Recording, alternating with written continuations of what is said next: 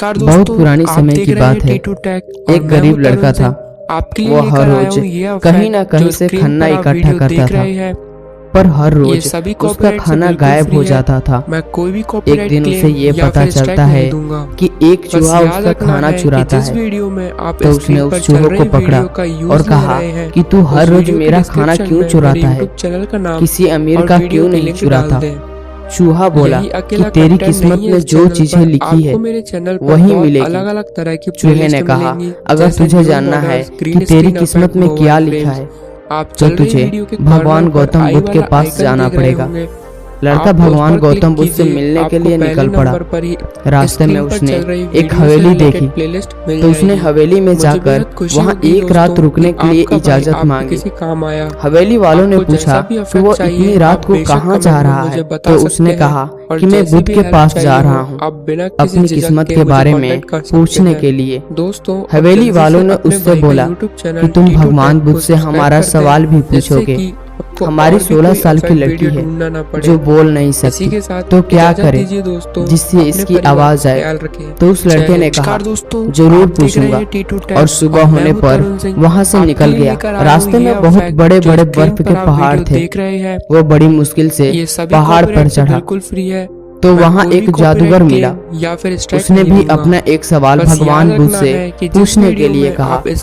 मैं हजारों साल से स्वर्ग में जाने के लिए तपस्या कर रहा हूँ, अब और क्या करूँ। जादूगर ने जादू की छड़ी से उस लड़के को बर्फ के पहाड़ के उस पार पहुँचा दिया।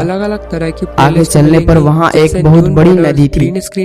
वहाँ उसकी मुलाकात विशाल काय कछुआ से हुई। कछुआ ने भी उससे अपना एक सवाल पूछने के लिए कहा। मैं 500 सालों से ड्रैगन बनने की कोशिश कर रहा हूँ, लेकिन अभी तक नहीं बन पाया हूँ, तो अब मैं क्या करूँ। आखिरकार लड़का भगवान बुद्ध के पास पहुँच ही गया। वहाँ बहुत सारे लोग थे। भगवान बुद्ध ने कहा कि मैं एक व्यक्ति के केवल 3 सवालों के जवाब दूंगा। लड़का चिंता में आ गया। उसे तो 4 सवाल पूछने थे। उसने सोचा, कछुआ 5 सालों से ड्रैगन बनने की कोशिश कर रहा है, जादूगर 1000 सालों से स्वर्ग में जाने की तपस्या कर रहा है, और वही लड़की बिना बोले कैसे पूरी जिंदगी निकाल सकती है, जबकि मैं तो सिर्फ गरीब हूँ। अब लड़के ने अपना सवाल छोड़ बाकी 3 सवाल पूछ लिए। लड़के ने उन तीनों सवाल को भगवान बुद्ध से पूछा, तो भगवान बुद्ध ने जवाब दिए कि कछुआ जब तक अपने कवच को नहीं छोड़ेगा वह तब तक ड्रैगन नहीं बन पाएगा, और जादूगर जब तक अपनी छड़ी नहीं छोड़ेगा वो स्वर्ग में नहीं जाएगा। लड़की को जब तक उसका अपना जीवन साथी नहीं मिलेगा वह तब तक बोल नहीं पाएगी। लड़का वापस कछुआ के पास आया। कछुआ ने जैसे ही कवच निकाला, उसके पास कुछ मोती निकले। कछुआ ने लड़कों को बहुत सारे मोती दे दिए और वह ड्रैगन बन गया। फिर वह लड़का जादूगर के पास गया। जादूगर ने अपनी छड़ी लड़के को दे दी और वह स्वर्ग में चला गया। उसके बाद वह लड़का उसी हवेली में गया, और उस हवेली में वह लड़की अचानक सामने आई और बोलने लगी, उस रात हमारी हवेली पर तुम ही आए थे ना।